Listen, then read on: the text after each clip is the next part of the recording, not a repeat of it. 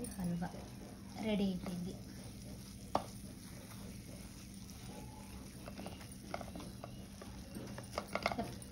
పెనానికి అంటకుండా రావాలి.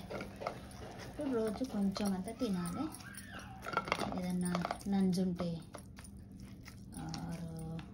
ఇంకా దీంట్లో గొంతులో గరగరంటే సర్ది అయితే ఇవన్నిటికీ పనిచేస్తుంది ఇది.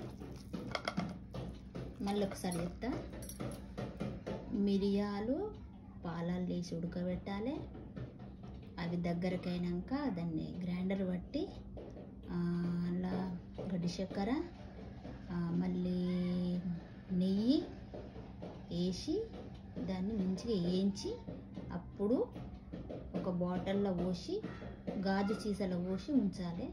అప్పుడు రోజు కొంచెం తినాలి. చిన్నపిల్లలకైనా పెట్టవచ్చు, పెద్దోళ్ళు కూడా తినాలి.